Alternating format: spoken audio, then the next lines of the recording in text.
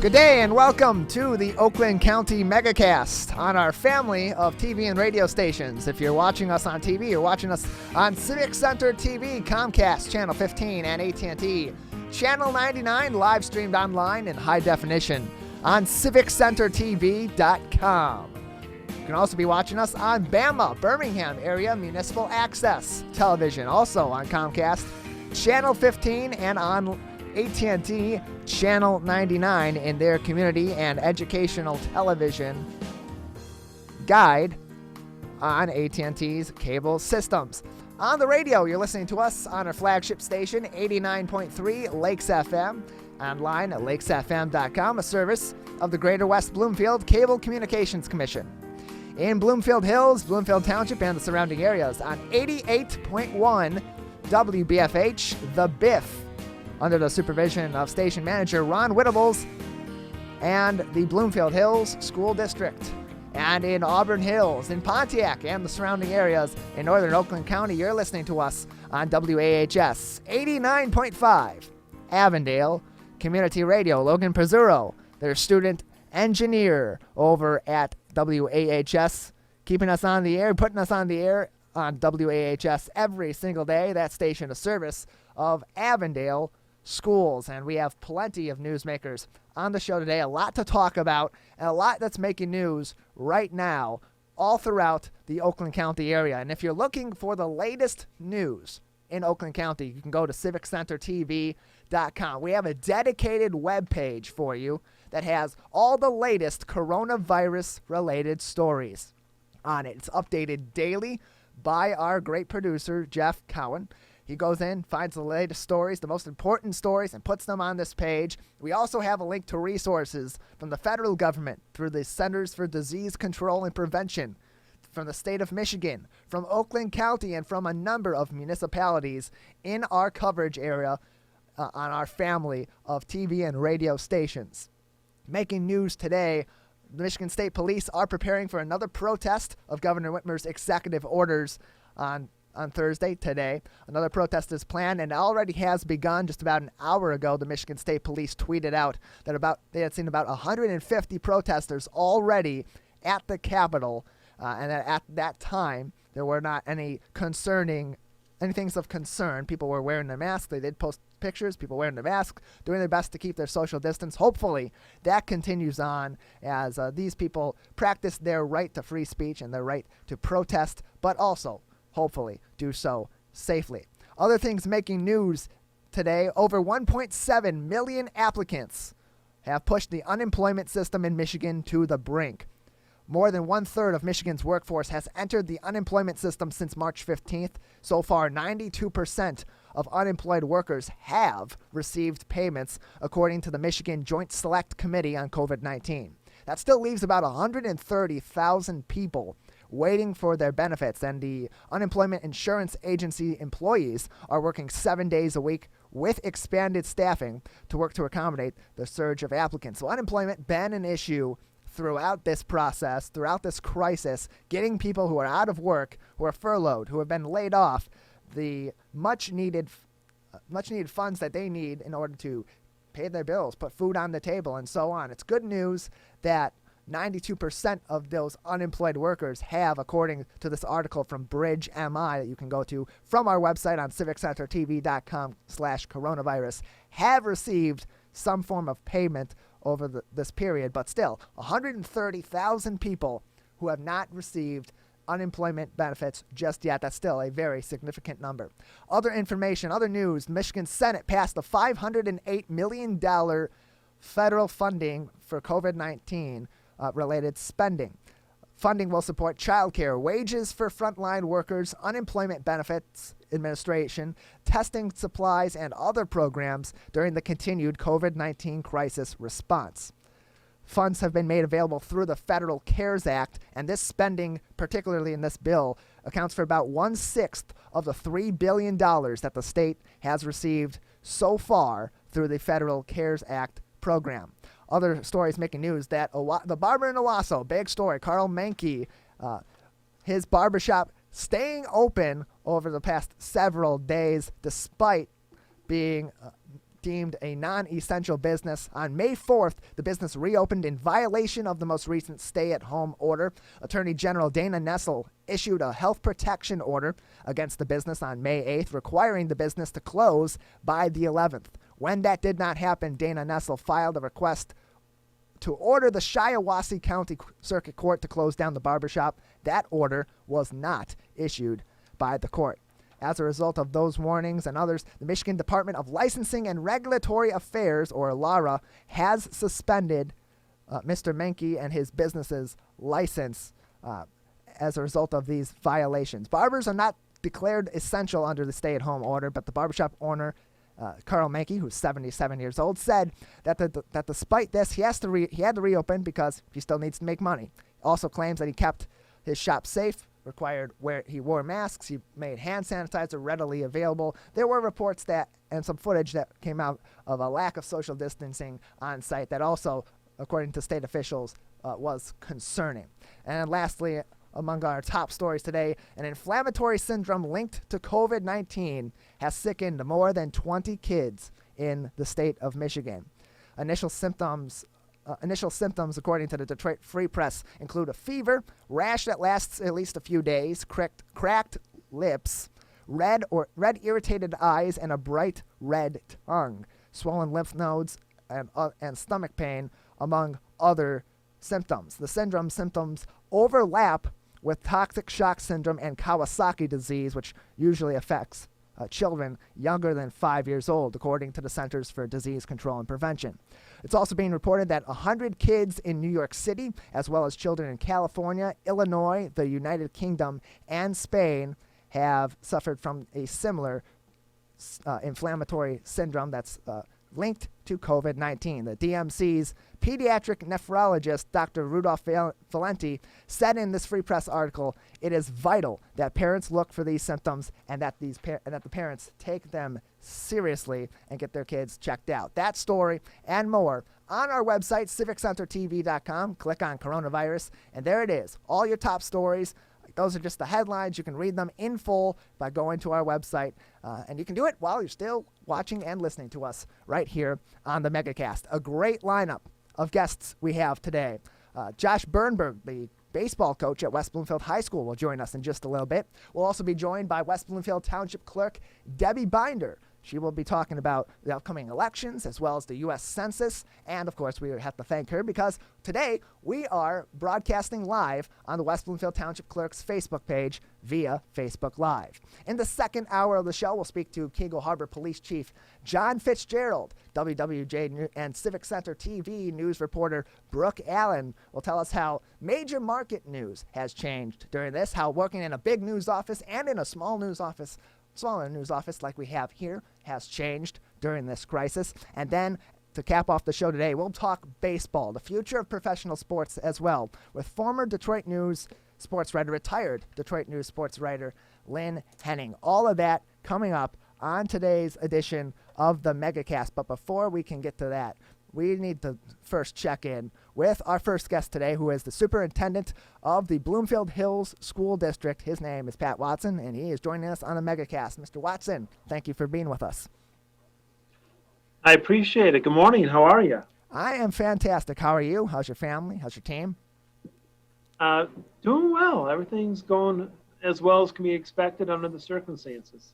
Thanks for asking. Wonderful. So it's been a couple weeks since we last had you on the show. School's still in session. How is that progressing? How is the education of kids in Bloomfield Hills going at this moment? Everything's going well. We're kind of at that transition point. We're trying to make sure we finish this year strong. And then we're focused on a couple different things. One, providing summer opportunities for our students. We've really focused on K through 8 as a group, where we're going to have individual packets for them that they can take home, take anywhere they're going, grandmas for summer vacation, that really focus on math and reading so they can really sharpen their skills during the summer. You know, there's a lot of concern with the parents, not being in school and what they may miss. We're also working on a program for 9 through 12, and then kind of looking at what school may look like in the fall. We've kind of expanded our efforts in that area, and we've kind of aligned with some schools in Israel, Denmark, Canada, and South Korea, because they've all returned back to school. So we've had a lot of Zoom meetings and talking about what it looks like on their end with going back, the protocols they have in place, whether or not they're social distancing. And we've really picked up some really neat ideas. I think we're all in the same boat when we look to the fall, whether we're going to be back fully in person and what would that look like? Are we going to be fully online? And if we're fully online, the expectation that we have is what we've been doing for online learning will need to, definitely improve and be more robust and kind of meet the needs where they are now that we've learned so much, or if it's going to be some type of hybrid model. But those are all things that we're kind of working on all at the same time right now. So you mentioned collaboration with schools in other nations and in other areas of the U.S. We talked last week with Kenneth Gutman from the Walled Lake School District about similar discussions that he's had with schools. I believe he said in Korea he's spoken to one school in particular a couple of times. What have you learned from these schools? What lessons have they shared with you, and what maybe have you shared with them, and how have those lessons impacted your operation and maybe even theirs? Yeah, so here, let me back up a little. One of the great things is we're working with, there's a group of us, there's 60 administrators, and Ken Gutman's one of them, from 22 different school districts in 4 different states that we've all kind of bonded together to work. And, he's on that, we were all on that same call with South Korea. It's been great. So one of the things we've learned, just how technology can really be leveraged as an opportunity to increase learning. And that while we have these robust and fairly well done continuous learning plans, there are better opportunities out there. I'll give you an exact example. At the high school level, at Bloomfield Hills High School, we had some teachers using Canvas, some using Moodle, some using Google Classroom. We learned from some of the talk with other schools and our own research that was done during the pilot at Bloomfield Hills High School this year, that Canvas is by far the best thing to go with. It is definitely set up for teachers and students, and that is their only desire for the product. And so we're rolling out in the fall. All teachers will have access to Canvas as the one and only learning management platform, so that parents and students have one place to go, not looking at multiple places. One thing that shocked me was hearing from some administrators in Denmark where they have one teacher in a room with 12 kids, social distancing. Then the room next door, there's another 12 kids watching the teacher on a big screen spread out. And then in the third room, another set of 12 students. So the teacher has 36 students, but she or he is only monitoring 12. My question was, well, how do you make sure they behave in the other room? I mean, there's no supervision. And the headmaster and the principal said, well, it's easy in Denmark. We just tell the kids what to do, and they just do it. There's no conversation. That kind of took us all aback. And we asked about the protocols. What about washing hands? Yep, we expect every student to wash hands as soon as they enter the building. So my next question is, do you have stations? Do you have people washing? And they kind of laughed and said, it's different in Denmark. We just tell them what the expectations are, and they just go and do it. There's no more conversation to be had. They're just compliant. And knowing that wouldn't, work in the United States, we have to think of what protocols we would need to have in place if we're going to expect students to wash their hands, and we need to ensure that's taking place. The other thing we worked really hard in Bloomfield Hills is coming up with a cleaning plan and making sure there's 3 different levels. Level 1 is 3 years from now, normal cleaning. Level 2 is, MRSA, H1N1, COVID-19, one person is diagnosed. How are we going to clean that building? And then anything they would have contact with as far as, well, what bus route were they on? Was it mixed grades? Was it middle school and high school? Was it elementary and middle school? And then level 3, if there's a widespread outbreak of MRSA, H1N1, COVID-19 that takes place in our district, how are we going to clean? And we'll have a full program we roll out to the parents in the fall if we are returning, or whatever is going to happen, we'll roll it out. I know some school districts are already sharing their plans next week for the fall. We're in no hurry to do that. What we learned from our continuous learning plan is it's best for us to continue to work with these 22 different school districts in 4 states and then all the international schools and really do our due diligence and not be the first to get a plan out, but to make sure we get the right plan out that's right for our students, that's right for our community. School doesn't start until September. We don't want to say, here's what we're doing, only to change it 4 times as information changes. we want to make sure it's laser focused on what the best practices are going to be moving forward. So you mentioned earlier on in your last response that the school in Denmark had mentioned that they're putting some students in the room with the teacher at social distancing guidelines being followed, some in another room, some even in a third room. And that brings me to next year, what the plan may be and how school going forward, especially as this crisis continues, but even beyond that, may change. In Bloomfield Hills, are there any plans in place? Has there been discussion about some sort of a hybrid between in-person and virtual, or is school going to be in the fall? Can it be expected to be in the brick and mortar school, entirely virtual, half and half? What discussions have been going on that have maybe resulted from what you've learned from the Danish school? Yeah, I can give you one example that was great from a different school in Denmark. They returned K through 6 only. That way parents could go back. 7th grade through 12th grade, completely online still. And then what they did with K through 6, they spread all the students out throughout all their buildings. So in a model like that, if you look at Bloomfield Hills High School, you would say, all right, all 5th graders and 6th graders will be housed at the high school and they're spread out. And what they did have an adult in every single room. So they took what would be an equivalent of a pre-student teacher or student teacher, put them in a room for social distancing. And then they took what we would call in the United States a para and used the paras to, being another adult monitor in the room as well. And then you would have the teacher that would each day rotate between the 2 rooms and go back and forth. And then whatever room the teacher was in, they could see the live instruction. And then the adjacent room, they'd watch it on a big screen. It would be either, Google Hangouts, Zoom, Teams, WebEx, whatever type of multimedia platform that the teacher decided to use. So that was an interesting model as well.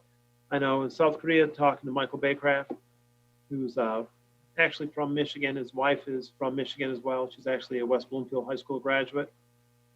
They kind of went back little by little, bringing back older students first and then bringing younger students back at the end. So we're looking at every possible model. We also know that a lot of our parents are going to have to go back to work in the fall, and they're not going to be able to have childcare available. And the other thing we're looking at is, let's say there's minimal restrictions, we're open in the fall, there's some hand washing or whatever is determined. We're going to have families that say, you know what, I don't feel comfortable without a vaccine sending my students back.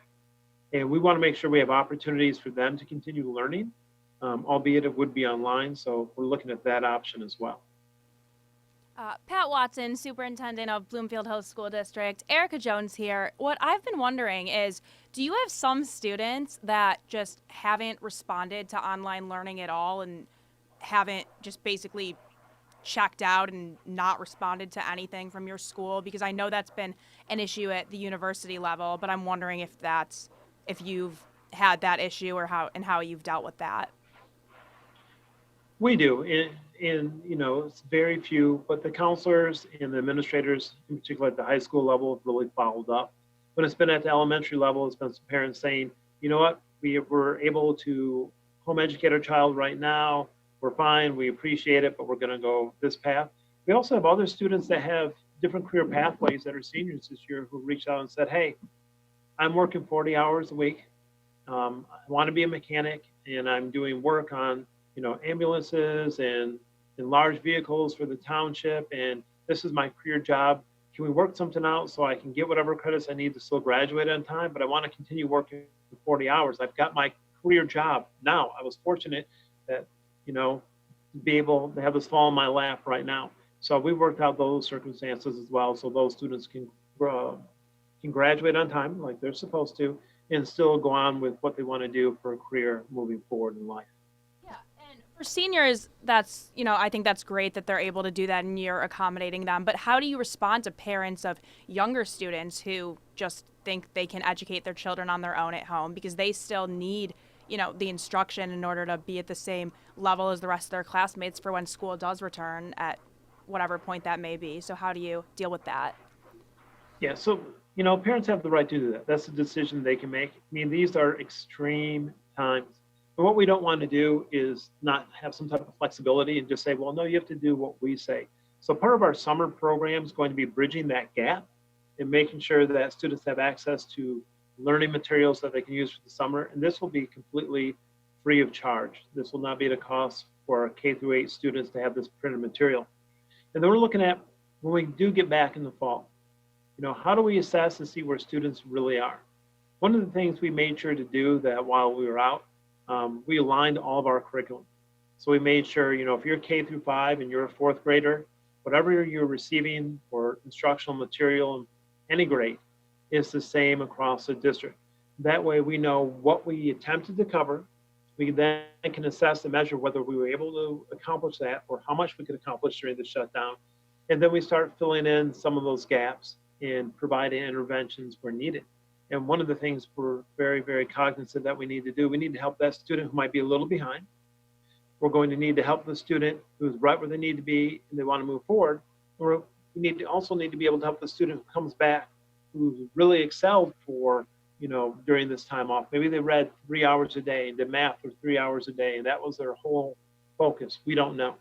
But we know those are the 3 different categories that we'll have to make sure we have plans for so that we can differentiate and really meet the students where they're at. So there's kind of an elephant in the room going forward, too. You got all these programs that are in place to help these students out now during this time and going forward, and there's plans for the fall, but all of that can have a huge monkey wrench thrown into it if, as expected, there are significant budget cuts coming from state funding for schools going forward. There's different estimates out there, as I've heard, $800 a student all the way up to $2,000 a student. How has Bloomfield Hills been preparing for the potential of a financial hit while still planning to maintain the excellent education that it has a reputation for providing to students? One of the first things is the Board of Education has been great stewards of the money. So here at Bloomfield Hills, we do have a fund equity or a rainy day fund, which is very important. The other thing we're looking at is really making sure we're strategic with what we're doing. So we want, if there are going to be cuts, and everyone's going to have to make cuts, we want to make them as far away from the classroom as absolutely possible. And so we've been going line item by line item, looking at where we possibly can make a cut. And then also using zero-based budgeting so that, if we're going to purchase something, it's the right reason and it's the right amount.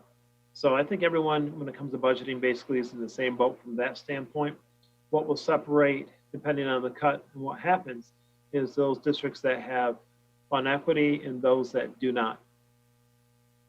So if funding is slashed in some of these schools and they don't have fund equity, like you say, like Bloomfield Hills has, how does that affect, how do you see that affecting these schools? What can other schools in the immediate area and their families expect to see possibly being cut or being severely impacted?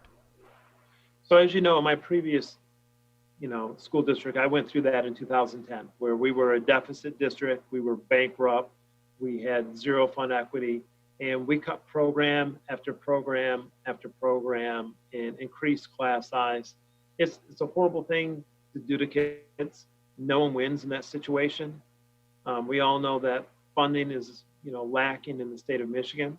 It needs to be significantly addressed across the board. Bloomfield Hills, we're fortunate that the foundation allowance we get is substantially different than others. I look for my own children go to school, and what is given per child is substantially less. So the mechanism's broken, and we need the legislators to fix it. Yet no one seems to really want to take the bulls by the horn and decide this is what needs to happen. Here's how we're going to invest in education. And yet we tell kids, go to college, and yeah, it might cost $30,000 a year, but it's a great investment for you. But yet we don't have that type of investment in our pre-K through 12 programs in the state of Michigan. And it's unfortunate, and those numbers have not been determined yet, just how severe these cuts may be. Regardless, any cut is going to have an impact. In Bloomfield Hills, can families be assured with the fund equity that's there that a similar situation to what happened in the previous decade and earlier situations where there are cuts, particularly I'm a Bloomfield Hills alum myself, and I do remember a situation where enrollment was low and funding was low because of that. And in that situation, schools were closed. Some teachers did lose their jobs. With the fund equity in Bloomfield Hills, should families be worried that some of their kids' favorite teachers or some of their kids' schools may have to be eliminated in this situation? See, it's hard to predict. It all depends on what happens.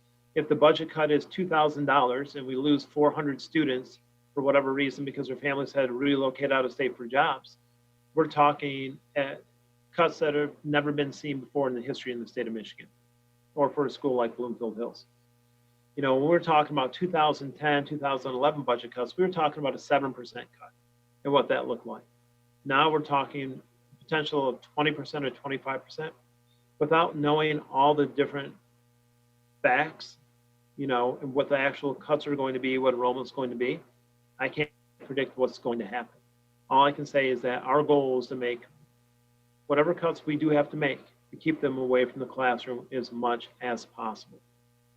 And finally, we just got a couple more minutes with you, Pat Watson, Superintendent of the Bloomfield Hills School District. A big concern right now also in the immediate time frame is how do you properly honor the senior class? A traditional graduation may still not be in the cards as we continue to go forward and slowly but surely return to some semblance of normalcy. Are there any plans in place that have developed since we last spoke in order to honor the senior class in some form of a graduation or honored ceremony? Yeah, so we're holding a virtual drive-in graduation on the original date, June 7th. We're also holding we did hold our senior athletic night. We're doing our honors convocation night virtually. They're also planning for late July, early August graduation / gathering where we can get everyone on campus, get everyone on the football field, go through an abridged version of what a graduation or celebration would look like, allow the students to go in the building and take pictures. It's such an important closure and moment to have everyone together at that point in time. I know this, it's the last time that all these people are going to be in the room all together. You'll always have your graduation, but there's always those people that can't make it back, and you've gone through, all the activities and ACT and SAT and the friends you've made, the friends you've lost, all these memories. To not have that point where you can bring everyone together to say goodbye, it's just such a devastating loss. And that's why we're planning to hold the second event in August, just so everyone can be together one last time. And again, go in the building and take the pictures. You think of so many seniors on their last day, they're taking pictures in their high school building with their friends or in front of this, in front of that, and just everything that goes with it. My heart just breaks for everything that the seniors have lost this year.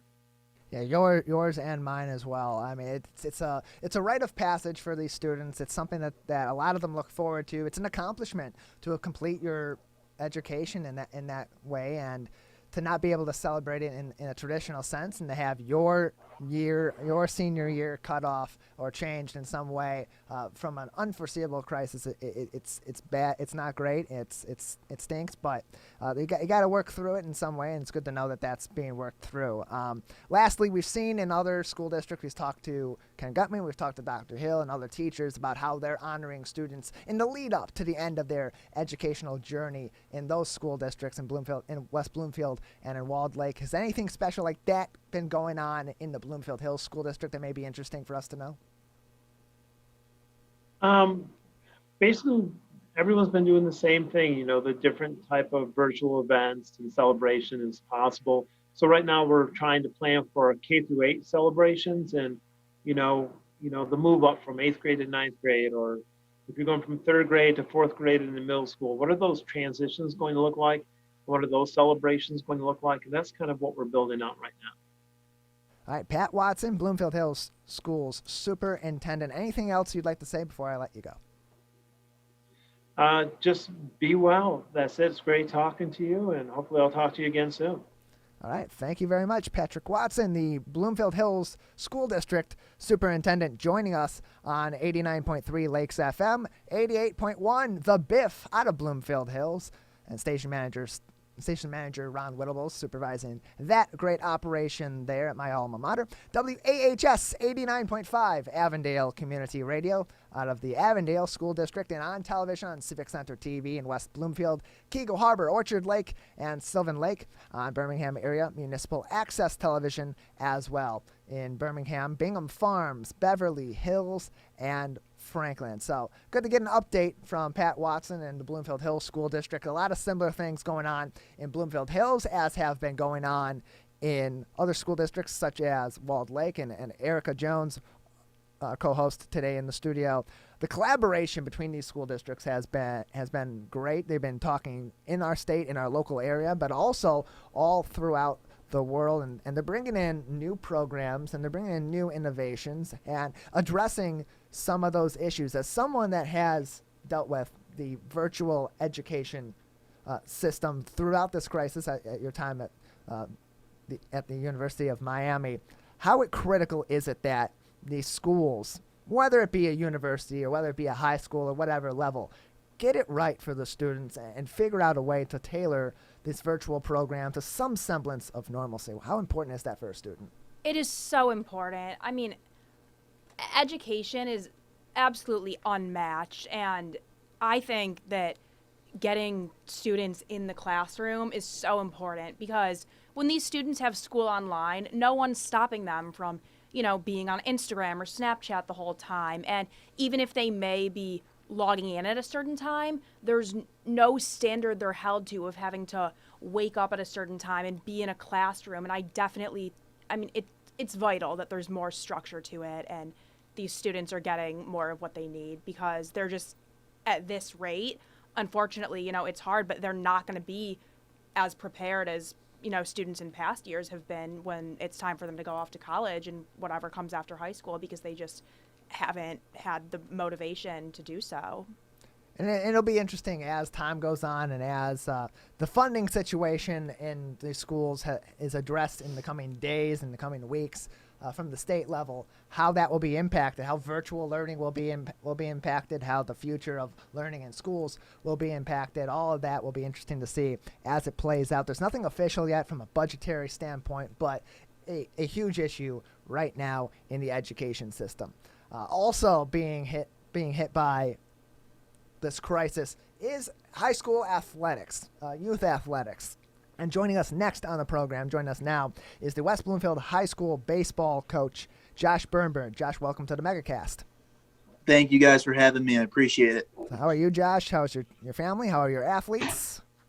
We're doing well. Obviously, it's a tough time for everyone. And my heart breaks for the class of 2020 right now because they're really going through it, especially in the sports world and missing graduation. So I think everyone's just hanging in there as best as they can right now. So you have to feel for the seniors on your team and in other spring sports and even with some of the winter sports that lost their season. What do you have to say about anything special you have to say about some of the seniors on your team that you'd like to speak about, seeing that they didn't get this last season, they didn't get their last little bits of glory in their high school sport? Yeah, absolutely. I mean, like I said, my heart breaks for them. For a lot of kids, their senior season is one that they're never going to forget. We had 8 seniors on our baseball team this year, which is a lot. They had a lot to prove this year. We had a really good senior class with a lot of senior leadership, and they were ready to go out and play and compete and make, some final memories for their high school career and their baseball career. We only have one kid that's going off to play in college, so 7 of them, it was going to be their last time ever playing baseball. We worked really hard in the off season to prepare to get ready for the season, and for it to get taken away from them, it hurts. It hurts for everyone involved. So we talked earlier this week with Eric Pierce, the athletic director at West Bloomfield High School. He mentioned that that the lost seasons may impact how some of these players' collegiate aspirations may be affected. You said 8 seniors on your team, only one had a commitment to a college program. Any other of the guys that may have, if this season went on, had potentially had a chance of picking up a college offer or a walk-on chance that, and how do you maybe mitigate that and continue the communication between your players, between college coaches, and still maybe move that process along if it's at all possible? Yeah, it's a really good question. And thankfully for our one kid that was already committed to play, his name is John Beal.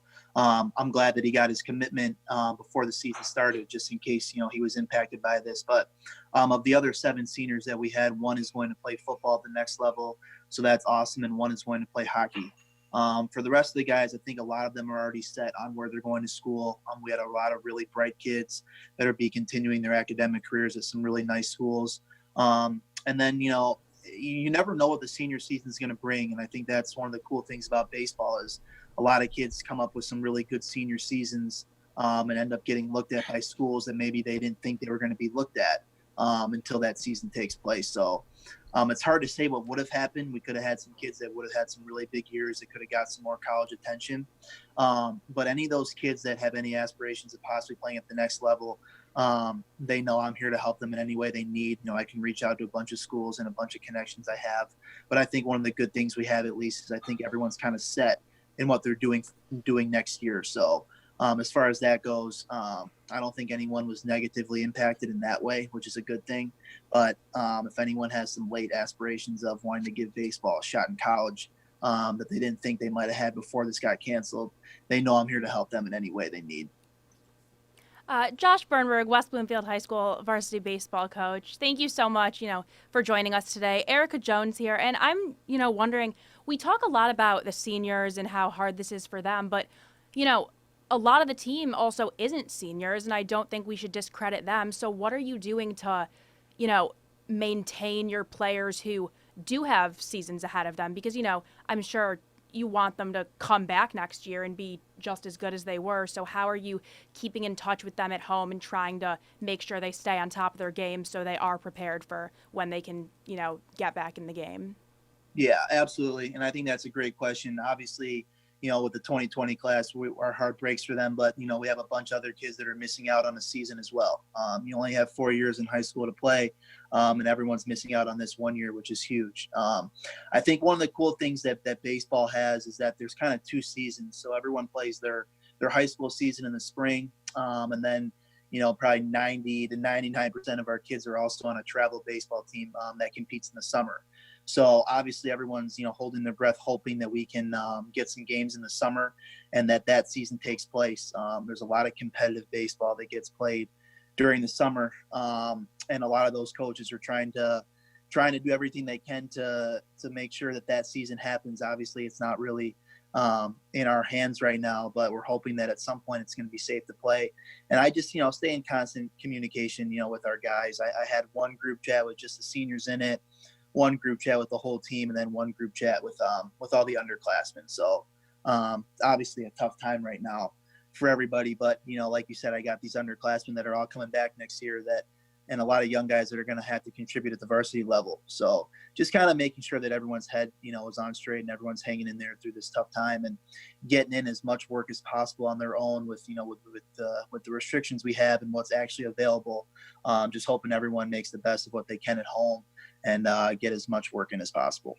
Josh Birnberg, the West Bloomfield High School baseball coach. You're an alum. You're a former baseball player as well on this team, and in a situation, so you kind of the mindset of a high school baseball player. You know what they're going through, and you know what you can kind of imagine what they're thinking in this kind of a situation and going forward. So coming up next season, the next time that they take the diamond, next time they go on another field for another sport or a court, whatever it may be, do you see high school sports coming back even more competitive than it's ever been before? I do. And I think that, the big reason why is, you don't appreciate something, until it's gone. And I think everyone's going to have a bigger appreciation now for athletics, high school athletics, the high school experience. I think everyone realizes now how fast something can be taken away from you. So I think everyone will be much more appreciative of sports when it does come back, when it's safe to return. And I think that in turn that it'll make everything more competitive. I think everyone's just going to take it more seriously and be grateful for the opportunity they have to compete, just because, like we saw, it can be taken away from you so fast. So to answer your question, I think sports will be back better than ever. I think high school sports will be back better than ever and more competitive than ever.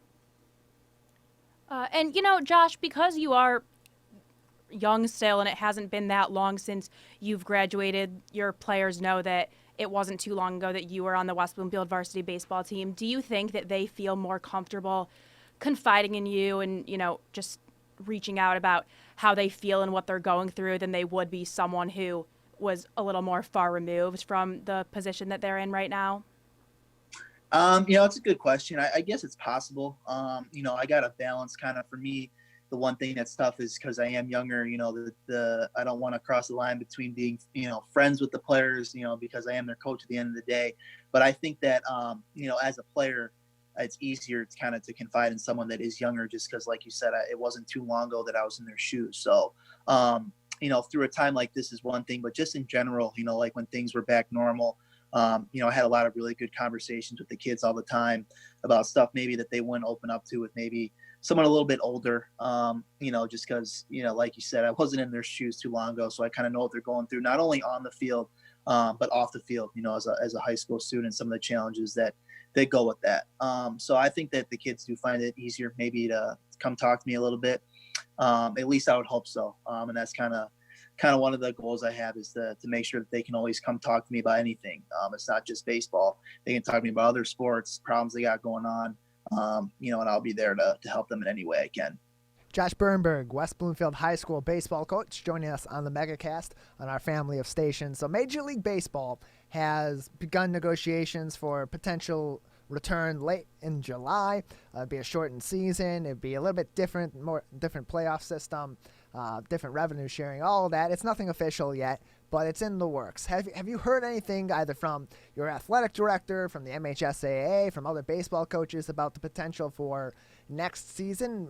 Is there a chance that maybe baseball and softball and other outdoor sports like that could be mixed into fall? Have you heard anything on that note? You know what? I haven't heard anything about it. Obviously, you hear a bunch of rumors. You don't really know what's true and what's not. I've seen the possibility of that football might be moved to the spring if it's not safe to compete in the fall. So obviously that would have a direct impact on baseball just because we got a lot of, dual sport athletes that play both football and baseball. So, I don't really know. I'm just hoping that by the time next spring rolls around, we're able to have a full season safely and to be able to compete. So haven't heard anything yet. I'm sure they're going to have to make some decisions soon as far as football goes. And I think the decision as far as football goes will directly impact the rest of the sports, especially in the spring. So hopefully we'll get a decision soon and see what happens. So baseball, just a couple more minutes before we have to let you go. Josh Birnberg, head coach of the West Bloomfield High School baseball team.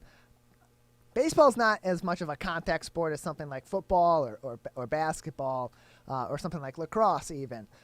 So do you believe that baseball, in the coming months as things progress, and maybe we're not fully out of the woods with this crisis at that time, even in the fall, but with baseball being less of a contact sport, do you think that makes it more opportune to be something that could be played potentially in the fall?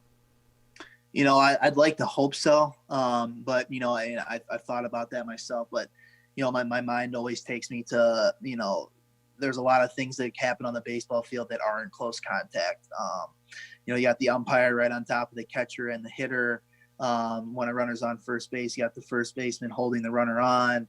You got all the kids in the dugout next to each other. So, it's tough, and I want to be as positive as possible about it, but when we do return, when it's safe, you want to make sure that the kids are as safe as possible. And although kids might not be as impacted by this as older people, you got kids going home to their parents.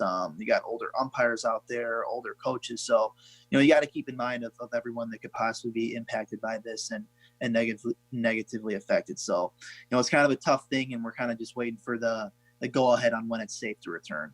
Josh Birnberg, coach of the West Bloomfield High School baseball team. Anything else you'd like to say? Anything else we haven't touched on that you'd like to speak of? No, you guys asked some great questions. I really appreciate you having me on, and I hope to be on again some point in the future. Wonderful. Josh Birnberg, the West Bloomfield High School baseball coach, with us on the Megacast on our family of stations, on TV, on Civic Center TV, and Birmingham area municipal access television, both of those stations in those local areas, on Comcast Channel 15 and in AT&T's educational and public access television guide on Channel 99. Also on our family of radio stations, 89.3 Lakes FM and lakesfm.com. a service of the Greater West Bloomfield Cable Communications Commission. 88.1 WBFH, The Biff, a service of the Bloomfield Hills School District. And WAHS 89.5 Avondale Community Radio, a service of Avondale Schools, making up our family of stations. You can listen to us, you can watch us all throughout the Oakland County area on this, the Oakland County Megacast, talking to people like Josh Birnberg and talking to people like Pat Watson about issues in your hometown, in your neighboring town, in your neighboring city, and giving you an inside look into Oakland County specifically, because you can get the national news from CNN, from Fox News, from your local stations. You can get the general local news in metropolitan Detroit from one of the major local stations.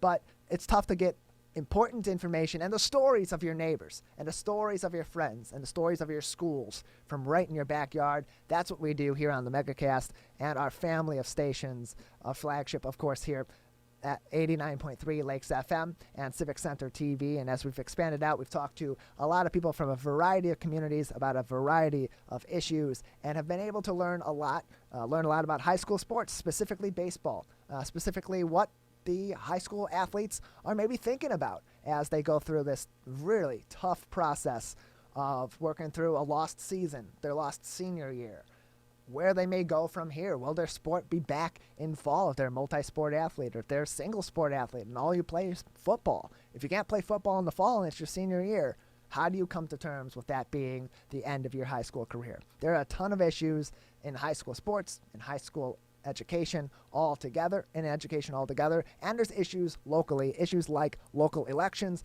and like the U.S. Census. And for that information, we bring in a good friend of ours, West Bloomfield Township Clerk Debbie Binder, who has us live stream today also on her Facebook page, West Bloomfield Township Clerk's Facebook Live, our Facebook partner today. Debbie Binder, welcome to the Megacast. Good to be here again, Tyler. Thank you. And hi, Erica. Yeah, always good to have you here with us. How are you? How's your team at the West Bloomfield Clerk's office doing? You know, we're kicking into gear. I happen to be home right now, but I'm heading up there right after we're going to be laying out the absent voter counting board, preparing for the August election. So we're kicking into gear in the clerk's office right now.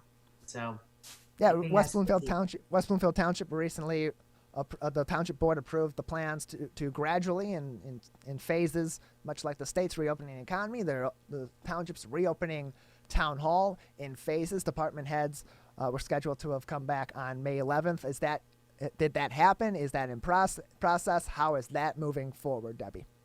It has been left to each department head to decide how they're going to bring their staff back. So some departments are back at full staff. Department heads are all back. And again, all calls are being answered all of the time. We never took a break from answering phones and being able to provide services to our residents. Now, each department, again, is making their own choice and the department head and what works for them. I have some staff in, some working from home. And as we get closer to the election and election processes, I will be bringing them all back. We're trying to limit exposure in accordance with OSHA and CDC guidelines. However, when it gets into election time, which is right around the corner, we'll be bringing everybody back. It will be all hands on deck. So elections are a huge part of the 2020 calendar. Many have already been altered, have been canceled, have been moved in some way. The general is really still the big one looming in November. How are clerks and how is the state preparing for the multiple upcoming elections and keeping the ongoing pandemic and precautions that may need to be in place for the foreseeable future also in mind? Well, a lot of those changes take place legislatively, and things, as we know, historically don't happen quickly legislatively. So a lot of those changes, we're waiting for guidance from the state and the county to give us, an idea of where we need to be. Right now, we're preparing to proceed as normal. If it goes to an all mail-in election, that could change things tremendously for us. We're kind of having a plan A and a plan B that we're preparing for. There's some legislation that is coming through the legislature right now, but until it does, we're not changing our course. We're preparing to have 25 precincts open in West Bloomfield Township, as well as an absent voter counting board. Our projections on very realistic numbers are that we're going to process between 21,000 and 32,000 absentee ballots on election day, which is a huge number. Historically, Largest number processed ever is about 15,660. So we are preparing to process, even if we don't have an all-mail election, a huge increase in the number of absentee ballots we're going to see in West Bloomfield Township. And we are encouraging voters to vote absentee this year. With all of the concerns with COVID-19, it probably is one of the safest ways to vote. And with Proposal 3 in 2018, everybody was given the right to vote absentee for no reason. And this is one year that we are encouraging people, as is the governor, encouraging people to exercise that right to vote absentee. And one thing people don't realize oftentimes, your absentee ballot counts no matter what. The rumor that it only counts if it's needed is not true. Every single ballot, every single absentee ballot is counted on election day. No worries that your ballot won't be counted if you vote absentee. So in the event, and of course, as you said, it's nothing official at this point in time, and you're still moving forward with the plans that were already in place to move forward with an in-person election as is traditionally done. But if mail-in voting is going to be what happens, logistically, how's that going to work in municipalities, particularly for security reasons, but also just in a pure logistical standpoint to make sure that everyone will have that access to being able to vote and be able to get those ballots submitted securely? Of all the unknowns, Tyler, one thing I'm not worried about is everyone will have access to that ballot. That one doesn't concern me. We do have logistical concerns because of the number. Proposal 3 also provided same-day registration. In the March primary, we had 79 same-day registrants, and we anticipate 200 in the upcoming elections coming in on election day. That's where we foresee our challenges. But every single person will have access to the ballot. If it goes to an all mail-in, some of the guidelines for that will also be decided by the state, not by the municipalities. There will be uniformity across the municipalities. We're awaiting that guidance. They did have an all mail-in election in May. Even in an all mail-in election, there usually is one what's kind of called a super precinct that's open for people who do need to vote in person. So that option is available, or there are drop-off locations for ballots. We will definitely do what we can to increase our accessibility. We have a drop box already in West Bloomfield that people can put their ballots in outside where they put their tax bills and water bills. But we are going to be securing a new, larger drop box on the clerk's office side of the building to allow for the number of absentee ballots we know are going to come back in the August and the November election, the August primary and the November general. So we're gearing up in anticipation that it could go to all mail-in, but we know regardless our number of absentee ballots will be up. And regardless of if it does go mail-in or if it is some sort of hybrid, if there are still in-person polling that is traditionally being held and still going to be held at this point in time for the upcoming elections, with the COVID-19 concerns, with the safety precautions being in place and still probably going to need to be in place months down the road, what are clerk's offices, what are municipalities doing or required to do at this point in time by the state to maintain social distancing, to maintain clean voting booths, and to maintain the safety of the voters and of election workers on site at the polls? Well, as a government entity, it is our job to follow what the government guidelines are. So we are looking at the opportunities to make sure we're implementing social distancing and other practices. One of our concerns is making sure we have enough election workers. We're going to need ample election workers, and it's a tough environment to recruit in. So I would ask you to help us recruit some election workers. But we will have some PPE in the precincts for people. We will have hand sanitizer. We will have the election workers cleaning the voting booths, and we will be using different forms of tape or markings to make sure that social distancing is observed. And we are taking all of that into account in our planning processes. We do anticipate lines may be longer because we're going to have them 6 feet apart, and lines and things may take longer because we're doing the best we can to get things through. But at the end of the day, I can assure you that every single voter will have an opportunity to cast that ballot that is in line by 8 p.m. And those lines will be processed. If they're there by 8, they will be processed. So we heard a couple weeks back during one of the governor's press conferences, we heard from the Secretary of State, Jocelyn Benson about recruiting election workers and working with municipalities to support the recruiting of election workers and the processes of running elections locally in anticipation of, at that point in time, particularly the elections that were on May 5th throughout parts of the state, but also into the future. Is your office, or have you heard from other clerks' offices locally, are they receiving assistance from the Secretary of State, and in what ways maybe is assistance coming in? I think they are trying. We did receive a list from the Secretary of State of people who had expressed interest, and we had 14 of them in West Bloomfield. Now, we can recruit outside of West Bloomfield. People who work elections do not have to be West Bloomfield Township residents, but you try not to encroach on other clerks too, because we're all struggling with that same issue of securing enough election workers. Our election worker population that we have tends to be, I think they said the average age for the election worker in Michigan is 76 years old. So for sustainability, we've been working hard to recruit the next generation of election worker to begin with, but we need to make sure we have enough election workers now.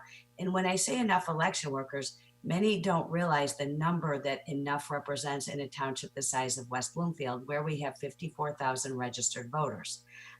To service that in 25 precincts, we swell up on election day to a staff of between 250 and 325 people. So we're talking a lot of recruiting, a large number of people.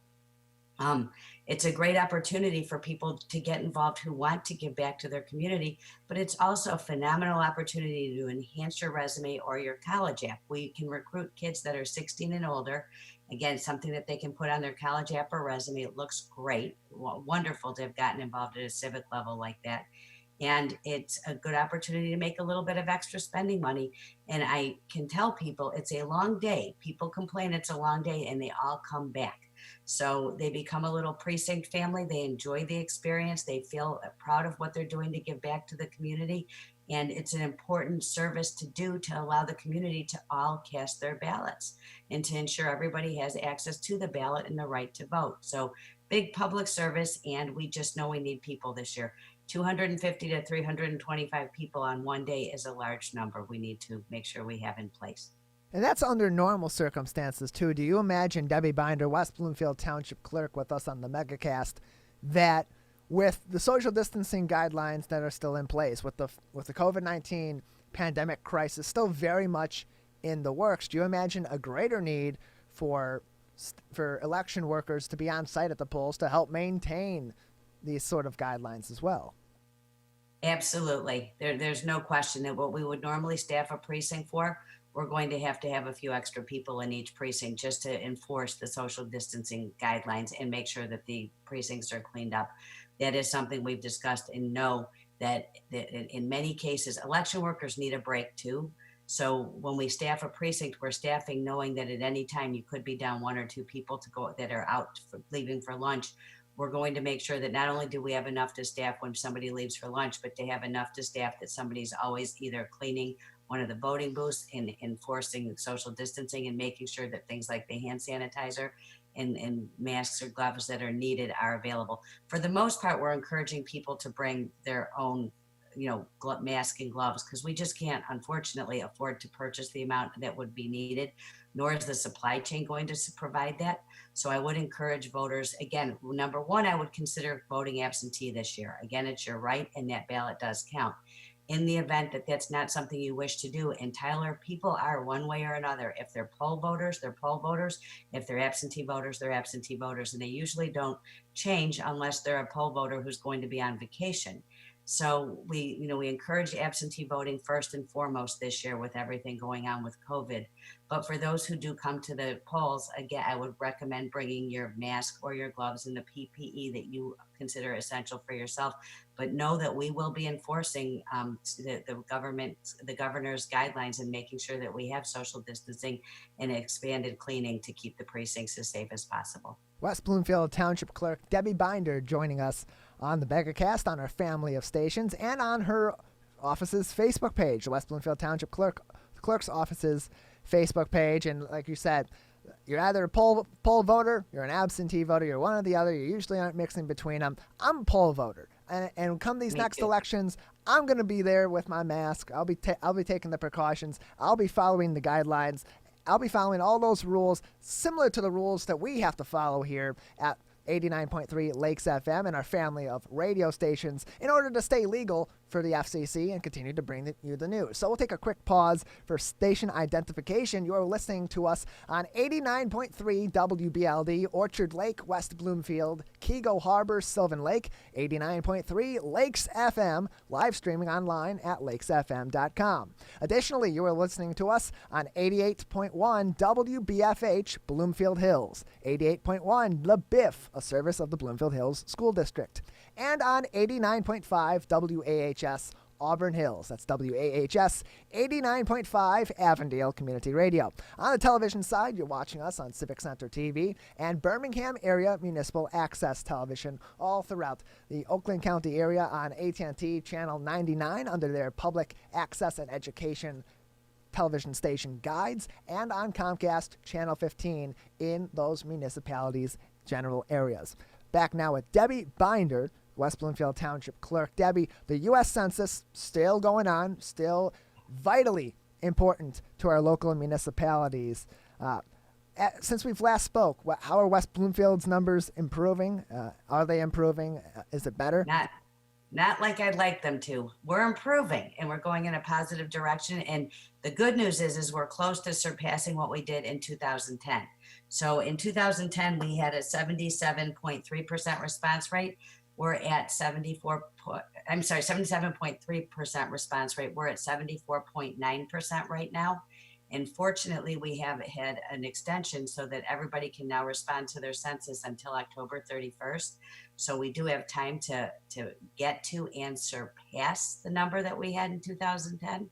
But I would like to, we're only growing about 1% every 4 or 5 days, which is not what I would be hoping for. So I would encourage people to respond to that census, to respond to their 2020 census. If you self-respond, which is filling it out through your questionnaire you receive online or by phone, you will avoid having somebody come to your door when they do start coming door to door. So it's easy. It's 9 questions. It takes 5 minutes, 10 if you're really slow at doing it, and probably could do it in a record time of 4 minutes. It's worth it to you. It's worth it to your county or to your municipality because we all benefit from an accurate count. I would like to see that number go way beyond. I would be happy to see it get to 100%, but I would be happy to see it get to 90. West Bloomfield Township Clerk Debbie Binder, have you been in contact with other local clerks in the immediate area around West Bloomfield? Are they having similar troubles with their U.S. Census numbers at this time? It's still, with the deadline being extended into October, it's still relatively early on in the process, so to speak. Are you seeing that other clerks, are you hearing from other clerks that maybe their municipalities are also having some issues getting people to fill these out?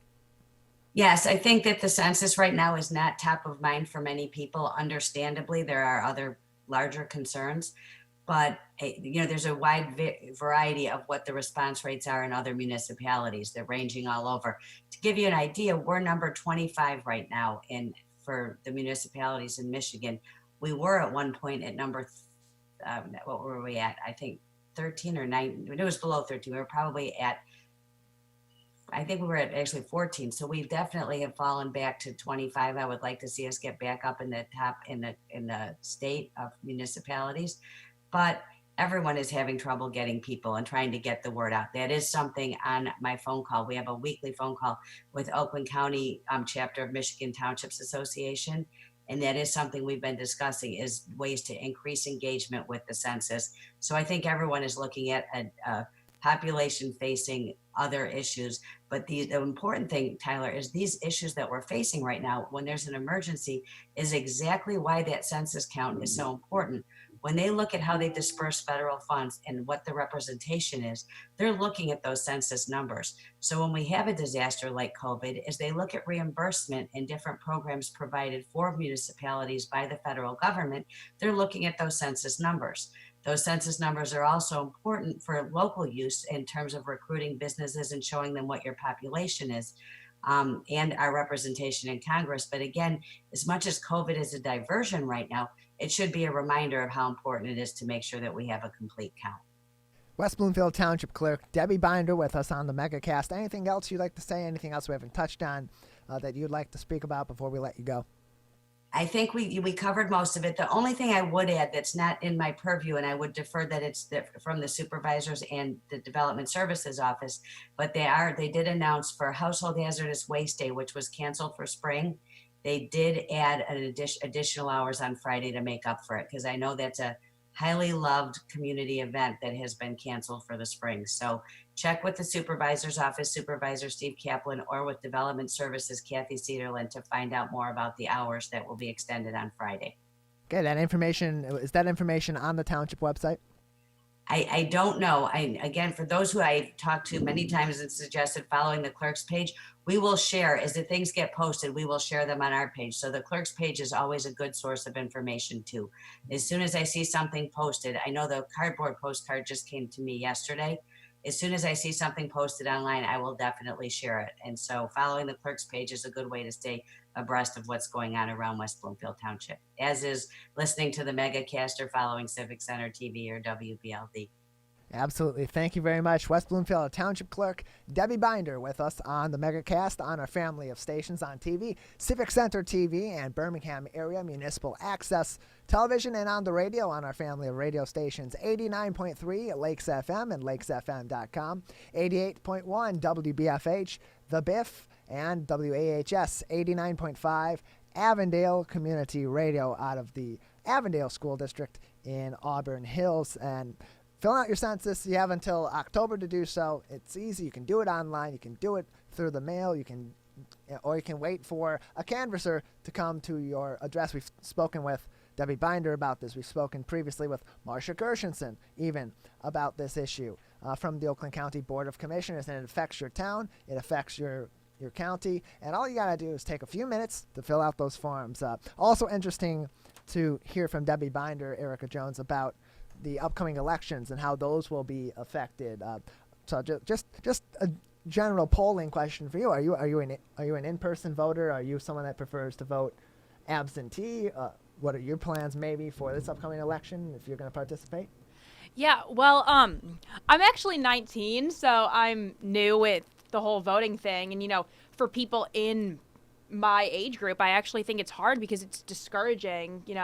We want as many people as possible to be voting, especially the younger generations who are new to it. So I hope that people who are my age will still go and vote, because I don't want this to set a precedent for how they handle voting for the rest of their lives. And, me personally, I'm going to try my best to actually get in and vote in person, because that's something I haven't had the opportunity yet to do. And I think it's really important to, actually be there and vote. And it is a good point. And for those who haven't voted yet, and this may be your first election or one of your first elections that you're able to vote in, it is an interesting process. I do remember going to the polls for the first time while I was a student at MSU and voting in person for the very first time. And it is something you feel accomplished by doing that, because you're practicing your civic duty, but you're also doing that for the first time. It's kind of a rite of passage also into adulthood. So Absolutely.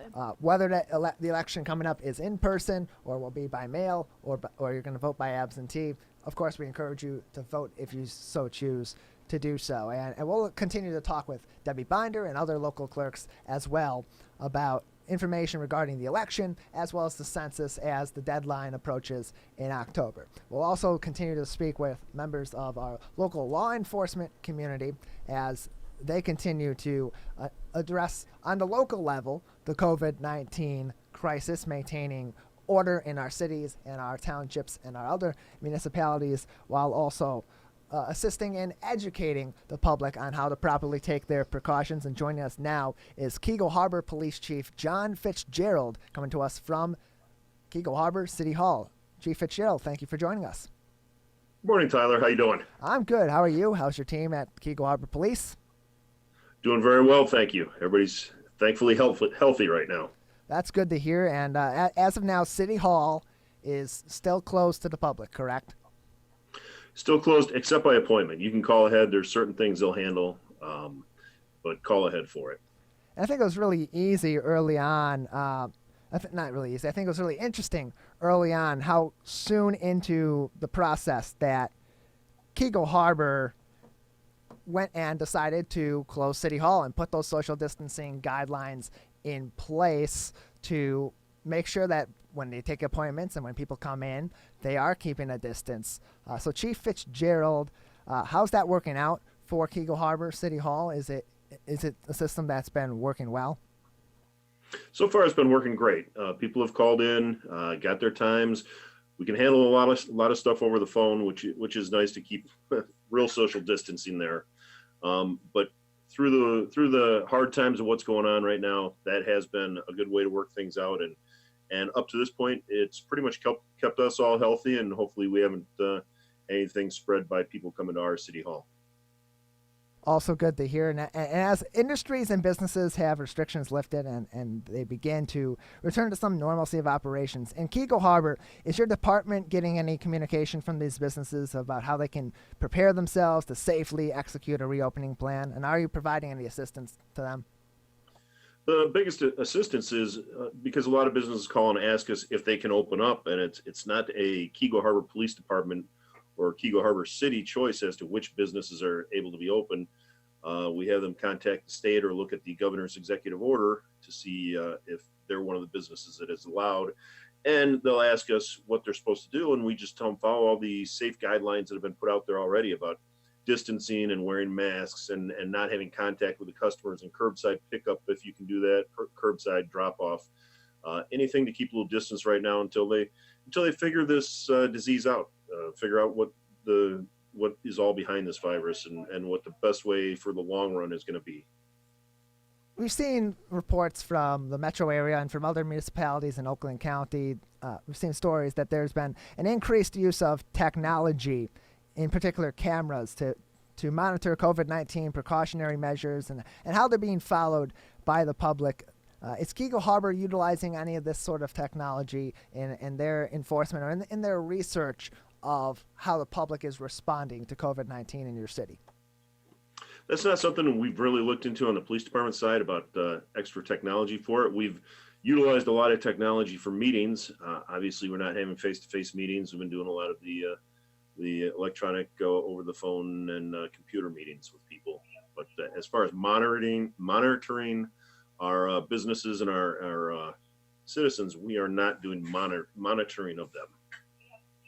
Okay, so with that being said, is Keego Harbor, is your department or your officers seeing that by and large the community is doing well following these social distancing guidelines, wearing their masks when they go into stores and go into pick up food from local eateries? Is Keego Harbor complying well with these precautions? I think they are. We actually posted something earlier that brought in a lot of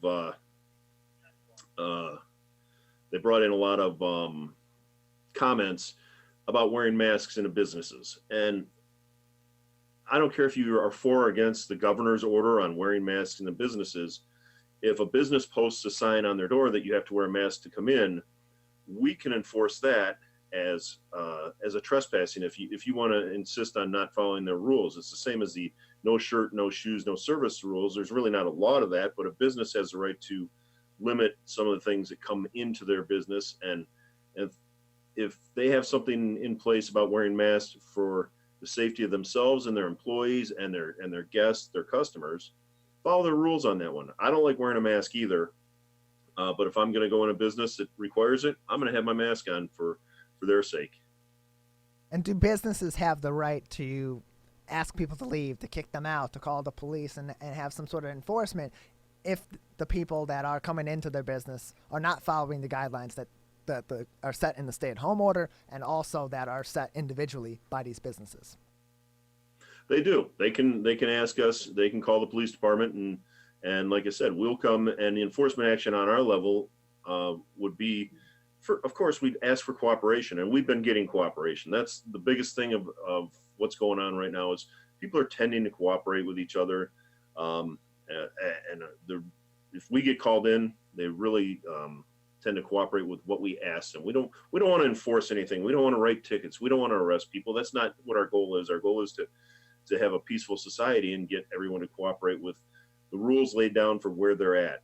And a question came up I can't wear a mask because of asthma, or I can't wear a mask because of certain other things. And somebody said, well, isn't it a violation of the ADA Act if you don't allow them in? Because you wouldn't do that to somebody in a wheelchair. And it's a different kind of thing. A wheelchair is not going to bring harm to the person in the store, but if you have the virus and you refuse to wear a mask, you could do harm to the people in the store there. So they do have a right to have you wear a mask in their store. Chief John Fitzgerald joining us from the Keego Harbor Police Department. Anything else that you'd like to say, or anything other important information since the last time we've spoken that is important for the Keego Harbor community and people from surrounding areas that may be coming through Keego Harbor to know? Another good community thing out of all this is with all the PPE that people are wearing, their masks, they're wearing their gloves, don't just throw them down on the ground when you walk out of a store. Most stores have a trash can next to the door. Put them on the floor of your car until you get home or you get to the gas station. At the gas station, people are putting gloves on to pump the gas, or they're using the wipes to wipe the handles down. Don't throw those on the ground. There's a trash can right there. Pick up after yourselves. I will say that if Keego Harbor Police Department observes somebody throwing their PP on the ground because they don't think they want to take it with them, that's a littering violation, and you'll get a ticket which has up to a $500 fine on it. So pick up after yourselves. Don't leave our parking lots looking like slobs have been hanging out there. Okay, John Fitzgerald, Police Chief in the City of Keego Harbor, thank you very much for joining us today on the Megacast, Chief. You're welcome, Tyler. Have a great day. You as well, Chief John Fitzgerald from the City of Keego Harbor. He is their police chief, joining us on the Megacast on Civic Center TV, Birmingham Area Municipal Access Television, 89.3 Lakes FM and lakesfm.com, 88.1 WBFH The Biff, as well as WAHS 89.5 Avondale Community Radio. We're going to take a quick break and return with more. You are listening and watching the Megacast on 89.3 Lakes FM and our family of radio and TV stations. We will be back very shortly. Hello, I'm Dr. Betty Chu, Chief Quality Officer at Henry Ford Health System, and I'm with Wright Lassiter, Henry Ford Health System's CEO, to talk about coronavirus. In uncertain times, it's natural to have questions. So I'm going to ask Dr. Chu to answer some of the common ones. First, why can't I visit my grandma to see if she's okay? Because the elderly are at a higher risk for complications with this disease, and you could inadvertently infect her. If I'm healthy, why can't I go out with my friends? The larger the crowd you're exposed to, the higher the chance you could get infected and infect others. If I have symptoms, why do I have to seek care? While the disease isn't dangerous for most people, for others it can be. We need to understand how serious your case is, because the right choices save lives. For more information, visit henryford.com or call 313-874-1055. Hello, I'm Dr. Faust, Medical Director for the Oakland County Health Division. Coronavirus disease 2019, or COVID-19, is a new disease caused by a new respiratory virus named SARS-CoV-2. COVID-19 was first identified in December 2019. There is currently no vaccine to prevent coronavirus disease 2019. The best way to prevent illness is to avoid being exposed to this virus. Wash your hands often with soap and water for at least 20 seconds, especially after going to the bathroom, before eating, and after blowing your nose, coughing, or sneezing. Clean and disinfect frequently touched objects and surfaces using a regular household cleaning spray or wipe.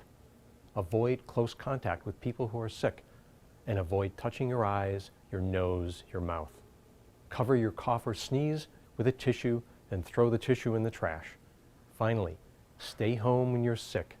For more information about coronavirus disease 2019, go to oakgov.com/health or call 1-800-848-5533. Hi, I'm Dr. Jonay Caldoun. We know that COVID-19 is spreading rapidly across Michigan right now. The most important thing people can do to protect themselves is social distancing. That means unless you are a critical infrastructure worker or going out to get food or medicine for your home, you should be staying at home. Stay home, stay safe, save lives. Hi, my name is Kurt Lawson, and I'm the Public Information Officer for West Bloomfield Township. We wanted to reach out to you, our older adults, to provide information that you may find useful during this difficult time. We want to ensure you that West Bloomfield Town Hall, our Waters and Utility Department, West Bloomfield Parks, and our police and fire departments continue to work hard on your behalf.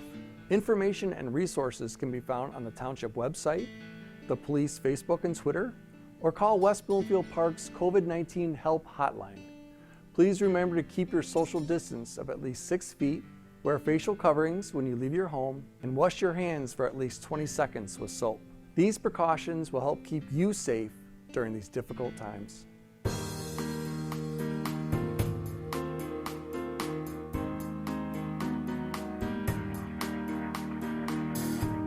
The Oakland County Megacast on 89.3 Lakes FM, lakesfm.com. 88.1 WBFH, The Biff, WAHS, 89.5 Avondale Community Radio, and on television, Civic Center TV and Birmingham Area Municipal Access. Both of those stations on Comcast, Channel 15, and AT&T, Channel 99. You can also watch us online in high definition on civiccentertv.com. Just click on the Watch Live button at the top of the home screen, or on the West Bloomfield Township Clerk's office Facebook page. They are our Facebook partner today, streaming us live via Facebook Live for the entirety of our program. The Oakland County Megacast, bringing you all the local information and news that you need to know from your hometown and the Oakland County area specifically. We're telling the stories of the people in your town, next door, down the street, and in the shop around the corner, and hopefully bringing you some positivity during this, as well as the news that you need to know to keep informed. And a lot making news today as we began the show and even in the moments before. And if you look here on our Civic Center TV website under the coronavirus page, civiccentertv.com, and you'll click on coronavirus, it will load this page here that will have the latest news stories regarding COVID-19 in the state of Michigan, in the Oakland County area, and even a big national story here and there if it affects Michigan directly. A big story today, of course, is the protests that are happening in Lansing again today. Those began just a little bit, just about an hour or so before we began our show today. And those are going on in Lansing as we approach tomorrow, the beginning of the Michigan House of Representatives and Michigan Senate versus the governor of the state of Michigan, Gretchen Whitmer. We will have those, we'll have the verbal arguments in the beginning of that.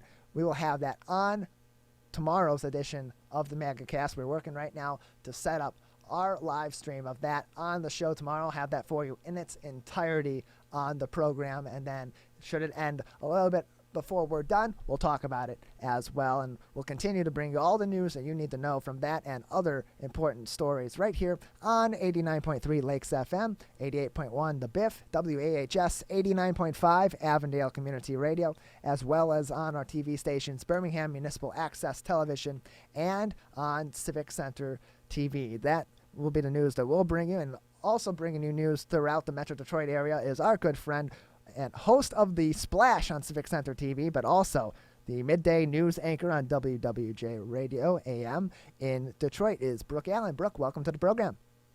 Hey, Tyler. Thank you so much. How are you? It's been forever. It has. It's been a really long time. I'm doing all right. How are you? How's Greg? How are the kids?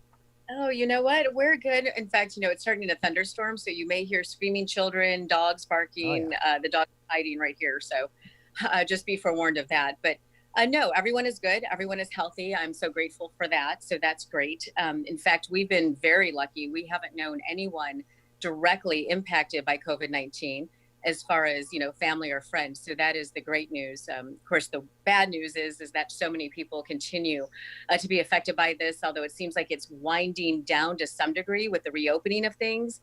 But still, there's a lot of fear out there. There absolutely is. And your kids have been at home maybe a little bit more than they normally would during this. You mentioned them earlier on. They may be screaming during a thunderstorm. How has that been for you and Greg? Is it tougher than normal times? Are there different challenges? You know what? Maybe? It has been so interesting because, I actually, of course, I'll always do the interview about, so how should parents handle this and what's going on? And so one woman that I interviewed from Khan Academy had said, you know what, you are not homeschooling because it's not like that. This is like an emergency situation. So once you kind of get that through your head, it makes it a little bit better because you have to cut them slack. I mean, they're 8 years old. You cut them slack, and then you have to cut yourself slack. I mean, every day I'm organizing, leaving notes, leaving almost lesson plans for them, what their teachers have sent. And it's overwhelming sometimes. So, I think if nothing else comes out of this time, it will be the appreciation for teachers, right? Well, for sure. Yeah, definitely the appreciation for teachers. We've heard that from teachers and from tutors. We had a tutor on a couple days ago that even said that they're getting a lot of appreciation from families of their kids as they help these families teach them and as they take over the teaching duties as well as would normally be going on. Any advice that you have that maybe you've learned throughout this process from a parent's perspective for other parents? Well, so it's different for me because obviously Greg is home with them, right? So I just happen to be off today. So it's a little bit different because he's home with them all day and having to navigate the whole thing. And then I come in, by the time I get home, it's, late afternoon. So they're tired. They don't want to do anything else. So I think the biggest thing that we've learned is to be able to incorporate breaks. I mean, how many recesses do they have during a day, right? But of course, the weather has been a little bit uncooperative like it is today. So it's just kind of trying to do those virtual tours of museums that are open that maybe you wouldn't do on a normal basis. Tyler, I have never done so many crafts in my life. It has been amazing. It's like, okay, well now let's make slime, let's paint vases, so that's been kind of an interesting time. But really, it's been so fun to be with them more than we normally would. Although it does get a little much sometimes, right? And frustrating when the lessons are not, when maybe we don't get the lessons, they don't get the lessons, so the learning aspect of it, of course, is the worst part for us, just because you want them to be okay next year when school starts. So we're both broadcasters. We both are, at least lately on our end, we've been focusing more on news. You, of course, work primarily at a news station at WWJ. We have our own complicated broadcast operation here covering just Oakland County. You have, of course, are working at a major market news operation. How you've seen our operation here and how how we're changing our operations. How have things changed in that big of a newsroom? Has it changed the dynamic there as well? Oh, so yes. So we are actually on a skeleton crew. We have been since, I believe, March 13th was it? So the morning anchors, Tom and Roberta. Roberta is reporting from home now. She's anchoring from home. I'm midday. I'm solo, so I am in the studio, but one of very few. So, a newsroom that usually has up to 20 people at a time, maybe coming in and out, rotating. It's down to probably 5. Wow. So the midday anchor obviously is there because they're running the board, but in the afternoon and morning, since they have 2 anchors, it's much easier for one of them to be out. So we have gone down to a skeleton crew, producers working from home. It's been pretty interesting because there's so much news, but I'm really proud because there's so much news, and like you guys, we're able, you adapt, right? So you get it done and you just keep going, but it's amazing to know, wow, you never thought you could do your job from home and now you can, right? Yeah, it is interesting, and we've had a lot of people on our team also that have been transitioned to home, and we have our own version of a skeleton crew here, just a few people. It's myself, it's Erica with us in the studio, and then it's Ryan out in our main area running the broadcast, and the most people we have in a building at a time has been 4, and that's if we have Dave Scott in with us doing the show on normal days. So for you, being in the WWJ newsroom, and you said it's upwards of 20 people at a time in a normal situation, maybe even more, and at this time it's around a handful of people. 5. Has it been weird to be in there? Has it been odd? It has, quiet? It has. So it's, usually I can tell you to where it's been quiet, what's so interesting is that the phone's ringing off the hook, right? I don't know that we've ever gotten so many phone calls, people asking, of course they want to know the new COVID numbers, the diagnosis, the deaths from the day before, because those are released in the afternoon. So we get those phone calls. We get, during the unemployment, our phone was ringing off the hook when the system wasn't quite working and crashing all the time. So we were really trying to connect and navigate and help people, right? I mean, it's our job to kind of get the information out there and to help people and let them know what's going on and the latest information and stuff. But it has been, so we're down to a skeleton crew, but so interesting because the phones have never rung so much with people needing and wanting to know information. And so you're keeping that up with a skeleton crew. Is it still similar operation, or is it just five people working on this at a given time and everyone else is... You know what? I mean, nothing has really changed. We still have our crystal ball every day. We still know what we're doing. I have to say that most stories are COVID related, obviously. But, you know, I do the feature, The Difference Maker. So what's been interesting from my end is that I'm able to actually find the people who maybe wouldn't be highlighted during this crisis. Of course, we're so grateful to the healthcare workers, the grocery store workers, but there are a lot of people out there starting new, new organizations, new nonprofits, just to try to help whoever they can, and that has been really amazing to see. It has been amazing. We've heard a lot of those stories too, and we've talked to a lot of people who are doing similar things here. And we do that in normal times. You host the Splash on Civic Center TV. We almost solely on that show focus on people in the community doing things to help others and to bring people together. And a lot of those have popped up during these times. For a news reporter that has reported on other tragic events like you've done and other more gloomy stories, what lessons have you maybe taken from your experience hosting a show like The Splash and learning about these people in the deeper parts of the community that isn't typically looked at by a major market news station? And how has that helped your team, you and other people on your team, better report the good stories that are going on still during this tough time?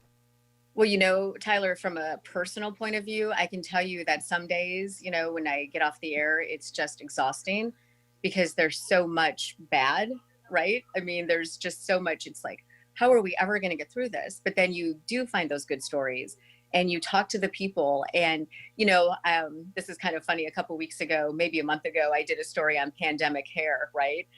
Because obviously nobody can get haircuts. You can't color your hair. It's a crisis to some people, but the lighthearted stories, right? So things that you wouldn't even think about that you all of a sudden are like, oh, well, you know what? I never thought about that. Or the 16-year-old who couldn't wait to get his license and of course couldn't do it, right? Because the Secretary of State is closed. So, and graduations and baby showers, so stuff like that, the human interest stories are really, I think they mean more now than they ever did before. It's always nice to hear, especially in a major market, oh, some good, with the bad. But I think this time more than ever, people really want to hear the good and the interesting and obviously even the funny. And do you think that, with that being said, do you think that the way that we've been reporting news during this crisis, do you think virtually and incorporating Zoom and incorporating people out at home that are reporting on the radio and even on TV, but even beyond that, just these good stories like you just spoke about, do you see the news as we report it on a local level, on a metropolitan level in major markets, do you see that changing going forward as a result of the lessons learned during this crisis? You know what? I kind of hope so. I'm not sure that it will. I mean, when this is all said and done, but when is this honestly going to be said and done, right? I don't think we have a timetable for that really. So I think that people are going to appreciate it more than they did. And I think that it's going to add a little bit more depth to, I mean, I can't speak for everyone else, but definitely for me, right? I mean, to reach out to people and to appreciate, not just to get the good soundbite, but to also just appreciate what they've done and thank them and let people know that, there is, number one, help available, and we are in the media and we're here for you to get the information out. Brooke Allen, midday news anchor at WWJ News Radio 950 and the host of The Splash on Civic Center TV and 89.3 Lakes FM. Anything else you'd like to say to our audience, or anything else we haven't touched on during today's interview that you'd like to speak about? You know what? I just am so grateful, like I said, for people to be safe. And thank you, Tyler. I miss you guys, so I hope I'm able to see you soon. It's always so much fun being in the studio with you. But the precautions that everyone is taking and, those designer face masks and stuff, I mean, all of it it will eventually evolve and change. And I guess the bottom line is that, we'll be here for you no matter where we are, reporting for the Splash or at WWJ, wherever, it's our job and we love it. And I think you love it too, Ty. So it's just a time where we need to be out there. And I think that we are. I agree 100%. It's more important now than ever before that we get out there and we tell the stories of the people of our communities all throughout the area in Oakland County, in Metro Detroit, in the state of Michigan, and all throughout the world, because we all need something to look forward to. We need something good to look at, and we all have a lot more lessons to learn that we can learn even under the pressure of a crisis like this. We can learn it even 6 feet away, right? Absolutely. Brooke Allen, midday anchor for WWJ and the host of The Splash. We hope to have you back in our studios here very soon, hopefully sooner than the days, later. Buddy. Oh, so am I. Right. We'll talk to you soon. Okay. Brooke Allen from WWJ and Civic Center TV talking to us about news on a broader level. We cover Oakland County. She covers much of Metro Detroit, national and world news at WWJ, one of our big local news stations in Metro Detroit. And it's good to get an angle on that from her, having seen a little more broader reporting, how that's changed. We definitely know how it's changed here. You know how it's changed in your hometown and in the Oakland County area as we've continued through this crisis. And it's a changing time. Things are going to continue to adapt, and we're going to have to endure it. And endure it in different ways. And what better way to do that than to learn in the process about each other and about the world around us. We're going to take another short break. We'll come back in a few minutes. We'll go over the headlines, and then after that, we will have the former Detroit News sports reporter, retired Detroit News sports reporter Lynn Henning with us on the phone. That coming up the last 25 minutes or so here of the Megacast on our family of stations. We'll be right back. Hi, I'm Dr. Faust, the medical director for the Oakland County Health Division. The most important thing you can do to prevent the spread of illness is to wash your hands thoroughly and often. Follow these 6 easy steps every time you wash your hands. Step 1, turn on the sink and wet your hands with warm water. Step 2, apply soap to your hands and lather between your fingers, under your nails, and the front and back of your hands and wrists. Step 3, wash your hands by scrubbing them together for at least 20 seconds. Step 4, rinse your hands with warm, clean water. And step 5, dry your hands with a clean cloth towel, a paper towel, or hot air blow dryer. If you're using a cloth towel, make sure to change it often. For handheld faucets, turn off the water using a paper towel instead of your bare hand. Step 6, if you're using a paper towel, throw it away. Practice healthy habits like washing your hands after coughing or sneezing into them to keep you and others healthy.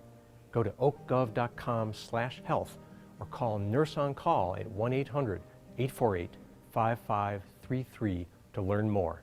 Coronavirus is deadly, but Michigan can fight back. Our front doors are the front lines of defense. Staying home is the best way to stop the spread, because just one infected person can give it to 40, who can give it to countless more. So call Grandma, don't visit. Video chat, don't meet up.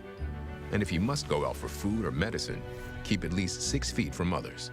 Stay home, stay safe, stop the spread.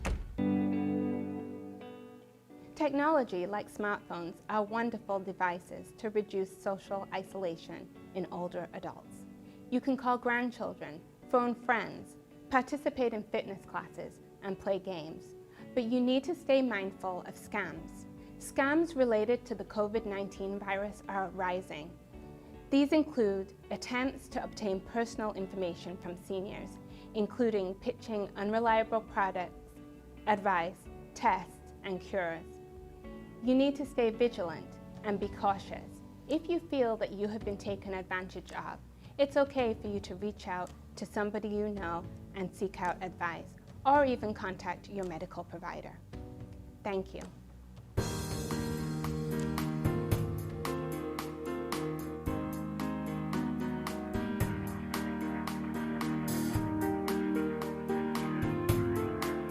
The Oakland County Megacast, 89.3 Lakes FM and lakesfm.com. 88.1 WBFH, The Biff, out of the Bloomfield Hills School District. WAHS, 89.5 Avondale Community Radio, that out of the Avondale Schools. And of course on Civic Center TV in West Bloomfield, Keagle Harbor. Orchard Lake and Sylvan Lake on Birmingham Area Municipal Access Television. In Birmingham, Bingham Farms, Beverly Hills, and Franklin. Tyler Kieft and Erica Jones in the Green Media Center studios, the home of our flagship radio station to 89.3 Lakes FM and our flagship TV station on our Megacast network of stations, Civic Center TV. We also have plenty of other information for you on our website. Over here, I'll click over to my screen, civiccentertv.com. You log on there. We have dedicated our website to coronavirus information and information about our broadcast here on our family of stations. So, if you miss an interview, if you miss part of the show, if you want to go back and rewatch our great conversation earlier on in the show about high school baseball, the future of high school sports with West Bloomfield High School baseball coach Josh Birnberg, you'll be able to do that by clicking on Megacast on our Civic Center TV website or going just to civiccentertv.com/megacast. And we'll wait for the page to load. There it goes.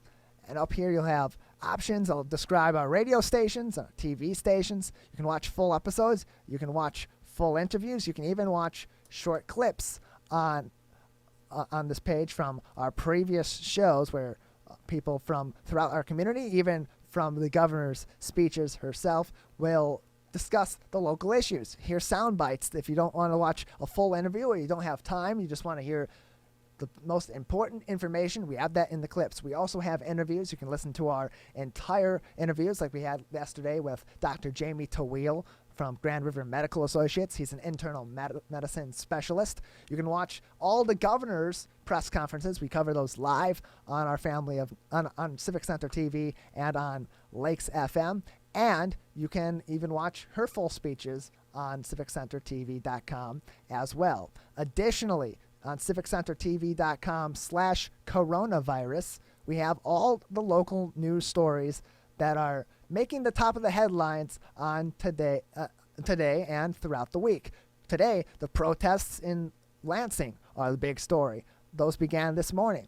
Additionally, 1.7 million applicants are pushing the unemployment system to the brink. Unemployment says that about 92% of those 1.7 million have received their payments, but over 130,000 Michigan workers are still waiting for the approval of their unemployment benefits. Something that may help with funding for state programs. Michigan Senate passed $508 million in federal COVID-19 relief spending. Michigan Senate unanimously approved the spending on Wednesday, and the funds were designed to support child care, wages for frontline workers, unemployment benefits administration, testing supplies, and more during the pandemic. And you can click on our website and you can click on the full article and read that in its entirety by going to civiccentertv.com. We also have an article here about another big story making headlines this week. The barber in Owasso, Carl Menke, his license now has been pulled by the state of Michigan. Governor Whitmer mentioned that earlier on in the week in one of her press conferences, that if this barber and other businesses that were not complying, did not follow the rules and the regulations set out by the stay-at-home order, that they were at risk of potentially losing their business license. And in this case, she did come through with that, her office did, and the state Attorney General Dana Nessle's office came through with that as they revoked the business license of the Owasso barber. And earlier on in the week, of course, as I mentioned, Governor Whitmer did say that, and we'll have that here now. This is exactly what she said regarding businesses that were not going to comply with the stay-at-home orders. I've been very clear. This is these executive orders have the force of law, and we expect people to abide by them. Most businesses in the state have a license that is granted from the state, and they're putting themselves at risk by putting their customers and themselves at risk by opening prematurely. We know right now in Shiawassee County, we've got quite a few COVID-19 cases. We know that the hospital system is concerned, as are hospital systems across our state. We have a strategic re-engagement plan. The plans that we have executed have worked. We need to stay the course and do this in a smart way, and everyone needs to continue doing their part. The devastation from a second wave could dwarf the hardship that we've already encountered. We've made these sacrifices. Let's not make them in vain. Let's everyone continue to do their part so that we can move on to the next phase and then the next phase and get back to a new normal here in this state and get more people re-engaged. Sounded a lot on that day like she was calling out a business like the barber in Owasso, Carl Menke. And then her office did come through where now his business license has been revoked. And regarding the protests today, Governor Whitmer also had some choice words to say about the protests, once again saying that she does agree and she does support the right for these people to protest, but is concerned about the process. Governor Gretchen Whitmer saying that yesterday in her press conference. When COVID-19, the way that it spreads is person-to-person contact, that it can stay in the air for a while, that it is when you're closer than 6 feet, not wearing masks. It is when you're touching one another. We saw a lot of that at these protests at the Capitol. And that's how COVID-19 spreads. We know it's incredibly contagious. And there are a lot of people who get COVID-19 who are asymptomatic.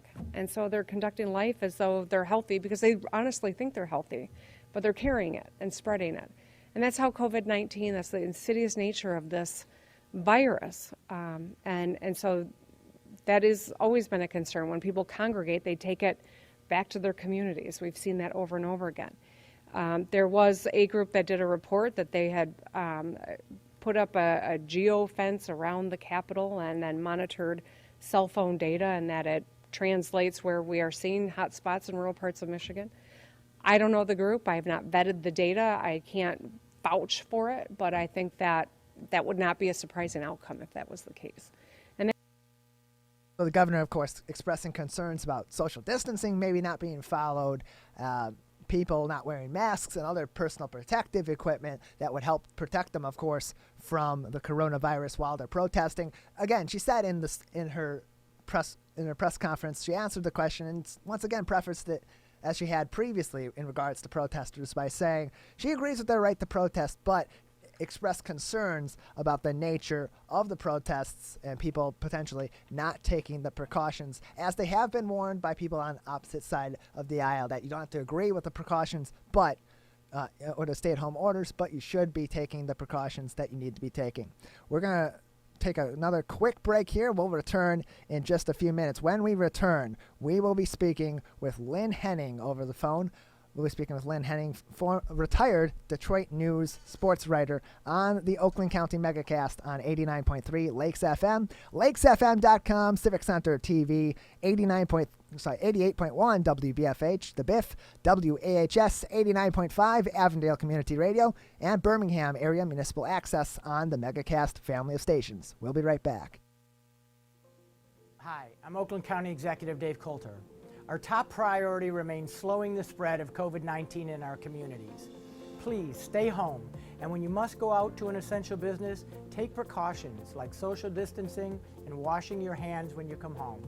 Because of the pandemic, we are behind in our response rate in Michigan. While you are home, please take a few minutes to fill out the census. It is more important than ever that we receive money back from our federal government. The census is Oakland Together. I know you're concerned about the coronavirus, and we're working hard to combat its spread and keep your family safe. But we need your help too. Wash your hands often with soap for at least 20 seconds. Avoid touching your face and cough into your sleeve. Replace handshakes with an elbow bump. Avoid large crowds or events, and if you're sick, stay home and call your health provider. Every one of us can make a difference limiting the virus's spread and keeping Michigan healthy. The Oakland County Megacast on 89.3 Lakes FM and our family of stations. That's, of course, our flagship radio station, our flagship TV station, Civic Center TV. Also on Birmingham Area Municipal Access Television and our family of radio stations, including 88.1 WBFH, The Biff out of Bloomfield Hills, WAHS 89.5 Avondale Community Radio out of Auburn Hills, and on TV and Birmingham Area Municipal Access Television, joining our broadcast every day of the week, 10 a.m. to 12 noon, from Birmingham, Bingham Farms, Beverly Hills, and Franklin, as we bring you all the news from around the Oakland County area in a variety of ways, in education, in athletics, in medicine. We speak about a variety of issues, and one of the big issues now in today's current landscape is when will we see the return of professional sports? Right now, it's normally baseball season. Basketball is usually in their playoffs. We're getting ready for mini camps and training camps coming up for football. What's going to happen with our professional sports? And to talk sports, we have a very special guest with us. He is a retired Detroit News sports writer. Joining us once again, a good friend of the show, Lynn Henning, with us on the Megacast. Lynn, welcome to the program. Thank you for being with us. Hi, Jeff. You bet. Happy to join you today. Absolutely glad to have you with us. How have you been? How's your family? Well, I'm fine, even though this is where I now live is St. Simons Island, Georgia. It was always up in your area, of course, that I resided for really the brunt of the 40 years that I was in Detroit. So I'm a little removed from the scene that you're now dealing with up there, but everybody's in the same boat in terms of trying to fight off this COVID-19.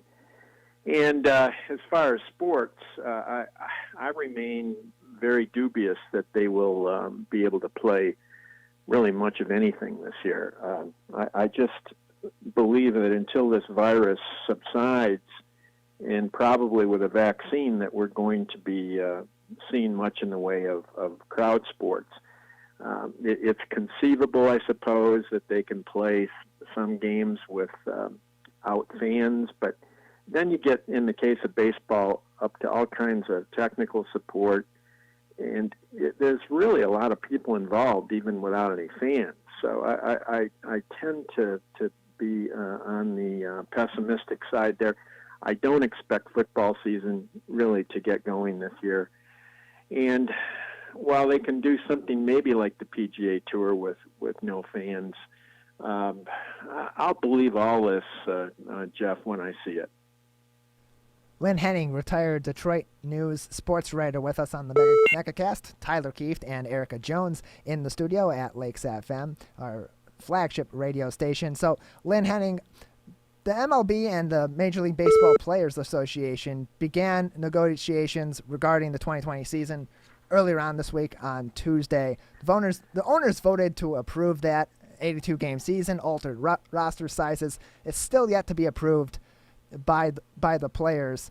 So there's been some talks about potentially returning to baseball, and with it being less of a contact sport, should that make for some optimism among baseball fans that this pastime could potentially come back months down the road?